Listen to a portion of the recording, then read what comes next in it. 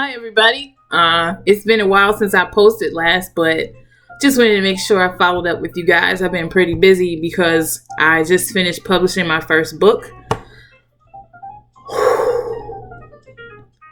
That's how I felt to post my first book. It is called God, a Lesbian, and a Space in Between. So be sure to check that out on Amazon. It is called again, God, a Lesbian, and the Space in Between.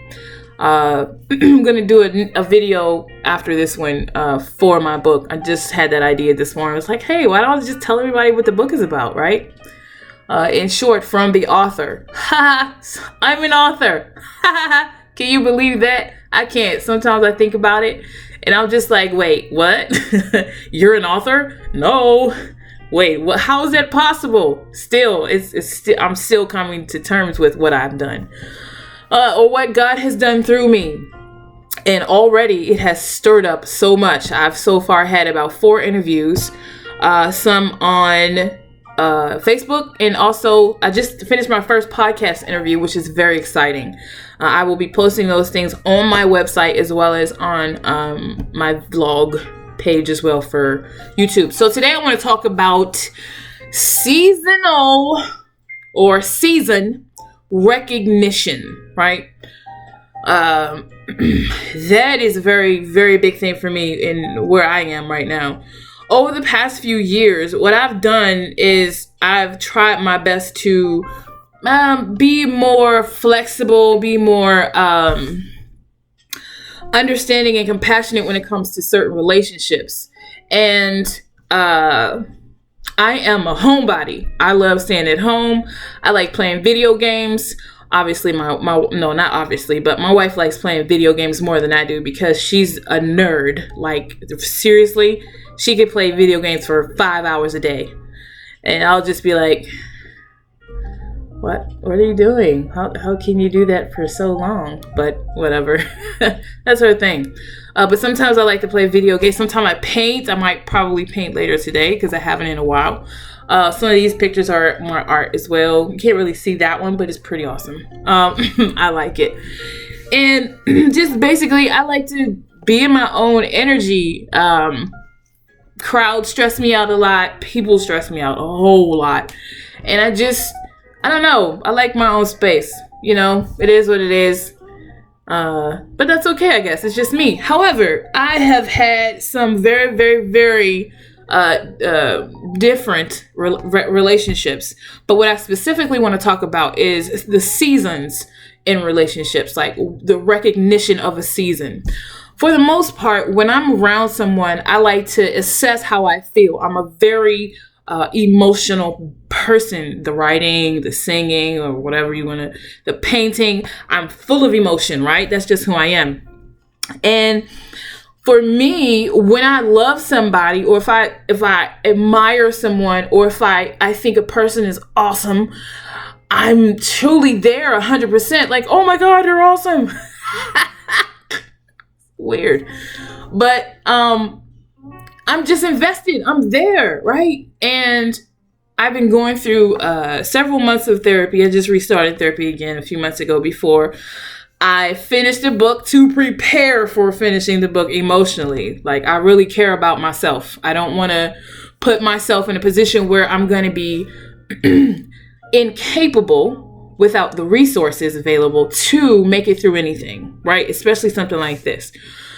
But in therapy, my therapist has been getting me to start to review the history that I have with the relationships in my life. The most important ones, the ones that affect me. People outside my intimate circle are not that, I'm concerned, but not that much. I'm concerned as, they're human beings, children of God. That's what it is. However, people close to you, that's what I'm talking about. What do you do, or how do you recognize when the season has changed? So the therapist, I can't tell you her name, but she's awesome. So my therapist said, hey, Michelle, what has this person really done for you? Right? Because I'm really struggling in therapy, at this moment and at this point with my therapist, to why she thinks that it's an unbalanced relationship. Why does she think it's not, reciprocated? She says, Michelle, you have very uneven relationships. You can give and give and give just because you love the person and not expect anything in return. You don't pay attention to how they love you or what they give to you. And that's what true love is. That's what real compassion is. You continuously feed and give and pour into other people that you love and care about because you want them to have the best of you, right? You want to be your best person for that person that you love. However, there are times when, you can pretty much evaluate or to qualify a relationship. That's what a lot of us are not taught to do. We are not taught to qualify a relationship. What is this relationship doing for me? How much am I giving in this relationship? Is what I'm giving being reciprocated? And most of all, what I think the most important element in a relationship is this: complete compassion, right? Is this person being compassionate towards me? Do they understand where I'm coming from? Can they hear me? Do they acknowledge me? Do they affirm me, right? Those are the types of qualities that we should look for in relationships, both intimate and non-intimate, right? So you do have different vortexes or sections of relationships. There's business, there is, associates, you've got people in your community, and then you've got your family, and then you've got, intimate love, partner love in that form of intimacy. And what she's getting me to see is that some of my relationships haven't given me anything at all. And at what expense am I providing love? Right? I am definitely in a different mindset now. Wait a minute. If I'm constantly pulling you out of stuff, if I'm constantly helping you to get over something, if I'm constantly, sowing into your life becoming better and it's not reciprocated or even respected, I don't care who the person is. If you have anxiety, if you have sadness, if you have some sort of unhealthy response to that relationship is toxic. And you have to requalify it. Doesn't mean that you always have to let the person go, but you just have to requalify it. Is this person worthy of my vulnerability? Is this person worthy of this much time? Is this much person worth me responding to a need that has nothing to do with me? And it's a sort of self-love that is developed and generated when you start to ask yourself these questions. Sometimes you got to understand and recognize that seasons change. And the thing that my therapist really helped me to see was that, Michelle, you never needed this person in the first place. This person has never done anything for you. It was your reverence for that connection that caused you to respond and react the way you have and to take care of people. But ladies and gentlemen, not everyone is worthy of that. And you've got to have a sort of standard to differentiate the folks that you expose yourself to. Like, you might have 50% people, you might have 25% people. I'm talking in insurance terms because that's what I do. So 50, 25, 10, right? Like, you can still keep a person there at 15% of your vulnerability, but the ones that are given more vulnerability have to be qualified for it. And I think especially in the Black church and in the Black community, we are taught that we should turn the other cheek. We should be selfless. We should have all of these remedies when someone does something terrible and traumatic to us for us to be able to stay there. In my book, I talk about a relationship that I had with someone who'd been raped by someone in the church, actually the pastor's son, of all things. And her parents told her to continue to play there at that church. She got pregnant and had a child. And her parents told her to stay there. So she had to smell, and she would tell me, she was like, Michelle, I smelled his cologne every Sunday while I played organ. I would see his face and hear his grunts in my ear while I was in a sacred place of worship. Because my family, ministers, preachers, people who have a validated position in the church or in leadership, from certificates, like you go through training and classes to be ministers.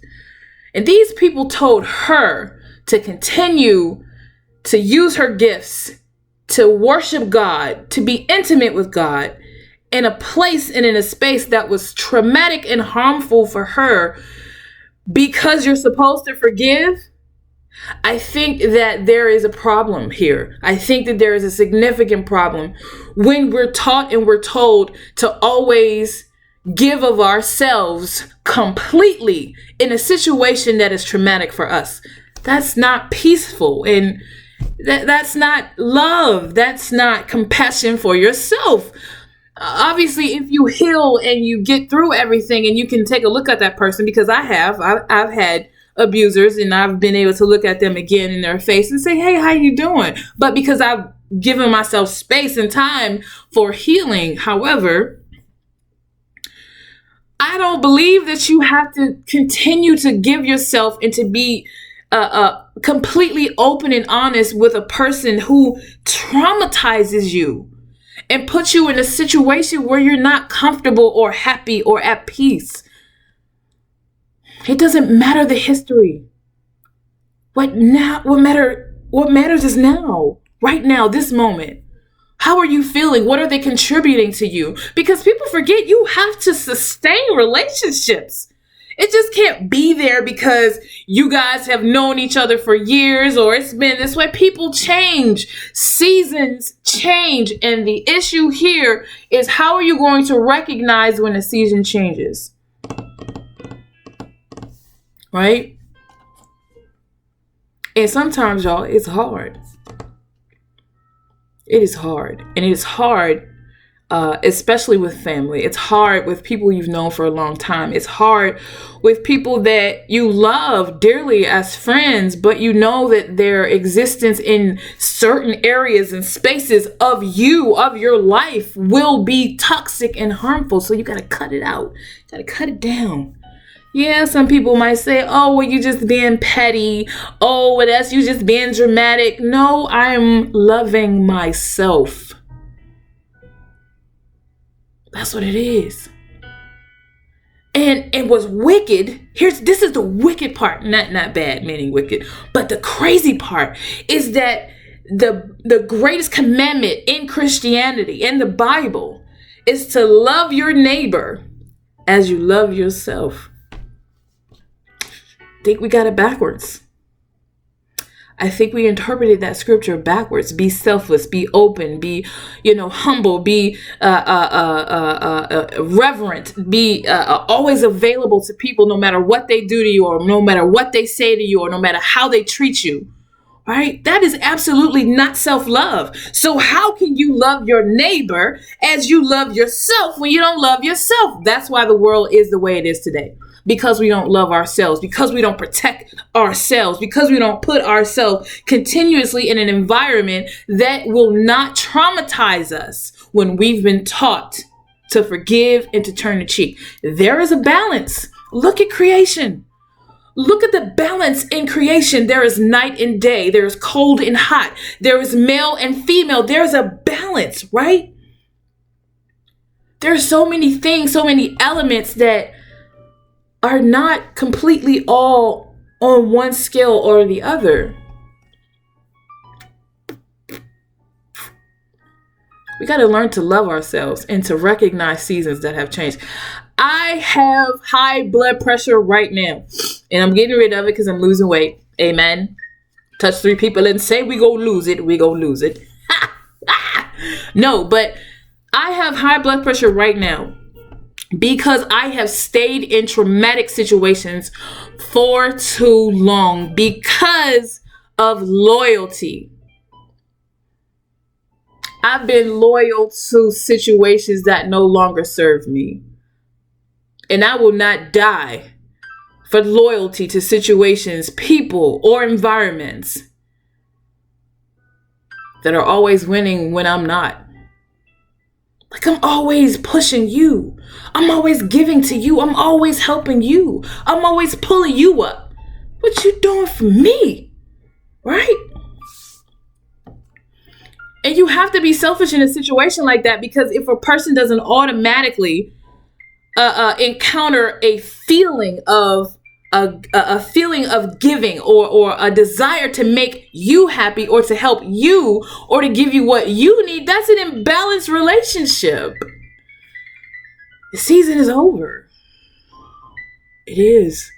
And sometimes people hold on to the wrong person for so long because they cannot recognize when that season has changed.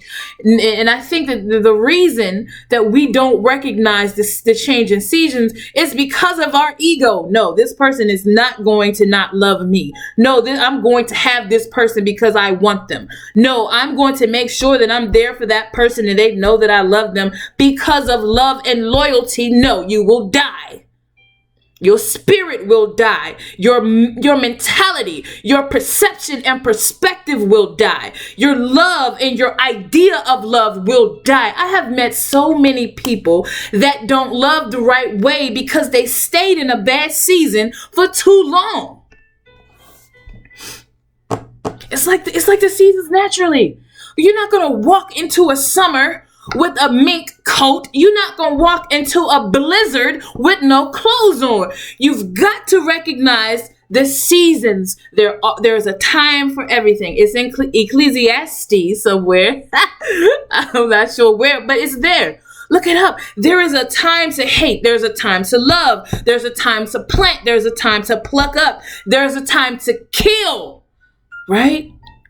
And you've got to kill those things in your life that no longer nourish you. And sometimes when you realize that the season is changing, you notice that the season was always it was not a good space for you, not a good person for you, not a good environment. But when we allow our ego to become the driving force for our decisions, and when we allow ego to become the backstory for our perception of love, I'm going to make this person realize that I'm great. That's what ego does. It seeks gratification in every situation at all costs and at your expense, at my expense. Whew, let me tell you, the ego is one thing that is a silent killer. It is. And that's what I realized. I realized this with my therapist. I was like, you know what? The only reason I'm still here is because I just want them to know that I love them. And I'm sitting here dying. Right? No more. And it's hard to put yourself first in a society that says that you're not supposed to do that. It's hard to put yourself first in a society that, especially for women, tells you to stay there and turn the other cheek and allow a person to continue to do what they're doing to you in a traumatic way, in a damaging way, right? The devil is a lie. No. Recognize when your seasons have changed. And if you don't know how to do that, there's like so many books about everything in the world. All you have to do is ask Siri. Siri will tell you. Or Alexa. And then you'll find out after you're done listening, well, Siri done gave me a word. No, seriously though, I just really want to impress upon you, anybody who's listening to this, to take care of yourself. Like, I just let that out for myself. It is okay to take care of yourself. And speak up. Tell people when they're hurting you. Hey, you're hurting me. What are you doing? Why? And if they respond with no compassion, why are you there?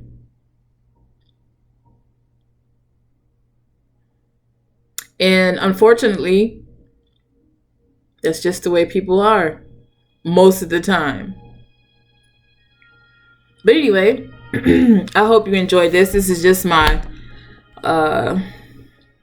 casual conversation. Oh, I like that name, casual conversation. But anyway, I hope you guys have a blessed week. I want you guys to remember that you can hear from God.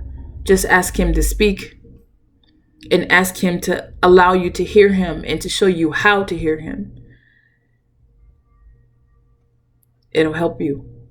It helped me. All right. I love you guys. Peace.